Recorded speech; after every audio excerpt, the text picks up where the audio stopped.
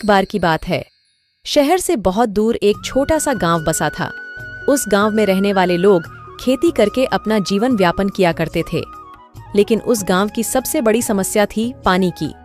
उस गांव के आसपास ना कोई कुआं था और ना तालाब, जिससे उस गांव में रहने वाले किसानों को हमेशा बारिश के पानी पर निर्भर रहना पड़ता था।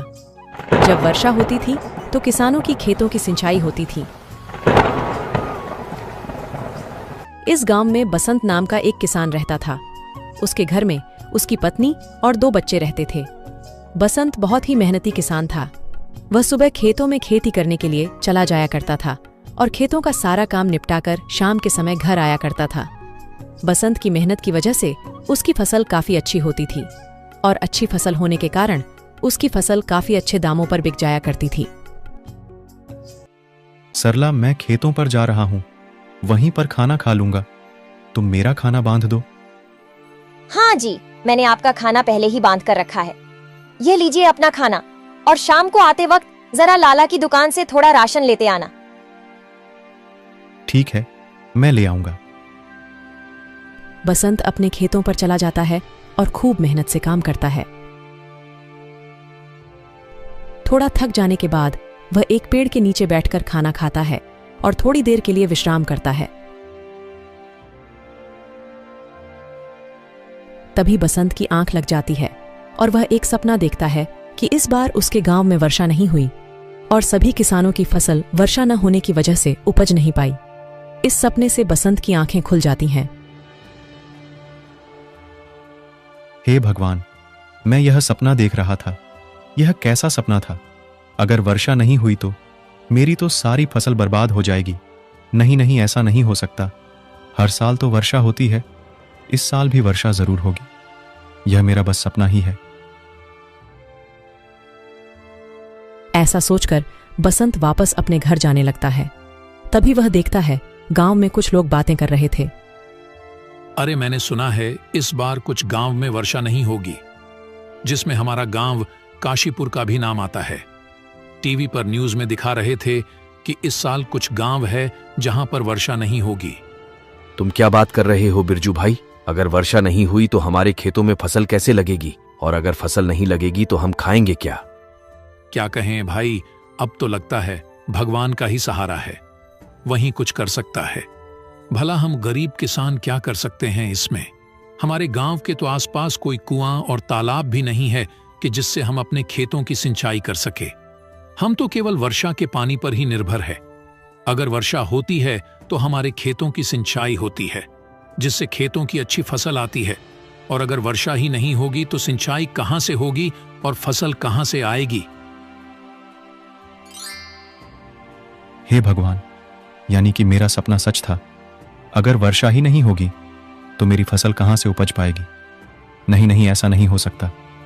मुझे कुछ ना कुछ तो सोचना ही होगा। अगर फसल ही नहीं हुई तो हम खाएंगे क्या? एकमात्र फसल ही तो हमारा सहारा है, जिससे हमारा जीवन व्यापन होता है। और अगर वही नहीं उपजी तो हमारे पास तो और कुछ नहीं है फसलों के सिवा। नहीं नहीं, मुझे कुछ उपाय तो सोचना ही होगा। ऐसा कहते हुए बसंत घर को चला जाता है। आ गए आप, बैठिए, आपके लिए खाना लगा देती हूँ। आप इतने परेशान क्यों दिख रहे हैं? क्या हुआ? सरला, गांव के लोगों का कहना है कि इस बार वर्षा नहीं होगी। इस बार गांव में अकाल पड़ने की संभावना है। अगर ऐसा हुआ तो हमारी फसल तो उपज ही नहीं पाएगी, और फसल नहीं हुई तो हम खाएंगे क्या? जी, ये तो बहुत बड़ी समस्या है। अब हम क्या करेंगे? वही तो मैं सोच रहा हूँ, कुछ ना कुछ तो करना ही होगा। हाँ ठीक है, हम कुछ ना कुछ सोच लेंगे। पहले आप खाना खा लीजिए। और सभी सो जाते हैं, मगर वसंत की मानो जैसे नींद ही उड़ गई थी। सारी रात वो यही सोचता रहता है कि अगर वर्षा नहीं हुई तो फसल का क्या होगा। नहीं, मैं ऐसे नहीं होने दूंगा। मेरी फसल बर्बाद नहीं होगी। मैं जरूर फसल लगाऊंगा, और वर्षा नहीं हुई तो क्या हुआ?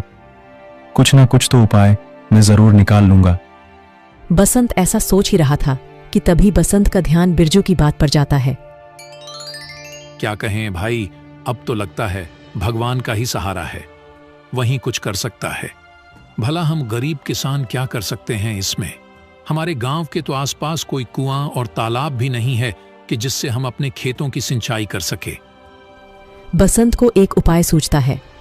हाँ, यही सही रहेगा। मुझे गांव के कुछ और लोगों की भी सहायता चाहिए होगी। अगर वह मेरी मदद करेंगे तो यह काम जरूर सफल रहेगा। सबसे पहले मुझे गांव के सरपंच जी से बात करनी होगी। हाँ, सुबह होते इस बारे में मैं सरपंच जी से बात करूंगा। सुबह होते ही बसंत सबसे पहले गांव के कुछ लोगों के पास जाता है।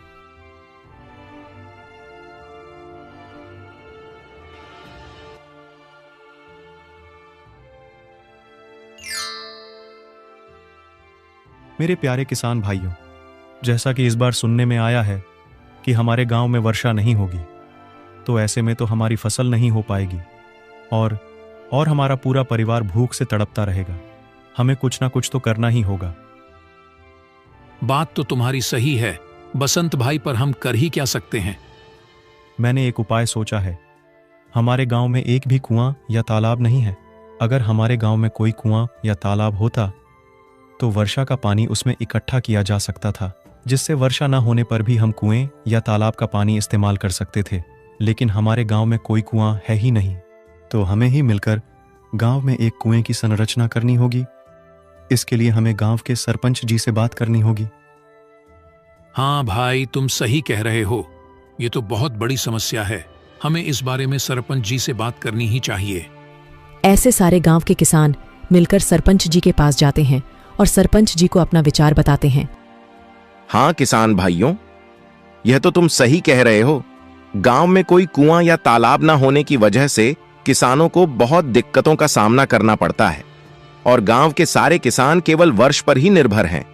अगर हमारे गांव में कुआं होगा तो वर्षा न होने पर भी लोग अपने खेतों की सिंचाई कर सकेंगे। तुम ठीक कह रहे हो बसंत, हम कल से ही गांव में कुएं खोदने का काम शुरू कर देते हैं।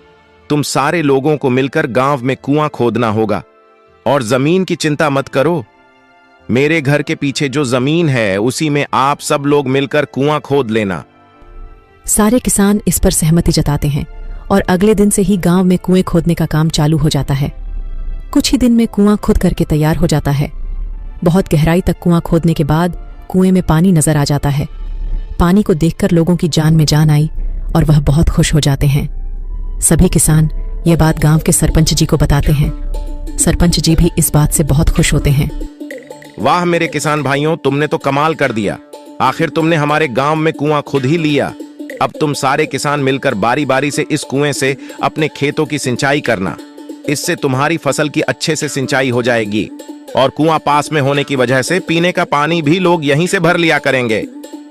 इस तरह इस बार काशीपुर गांव में वर्षा नहीं हुई, लेकिन वर्षा न होने के बावजूद भी गांव के किसानों को ज्यादा फर्क नहीं पड़ा, क्योंकि अब गांव के किसान बारी बारी से कुएं के पानी से अपने खेत की सिंचाई कर लिया करते थे।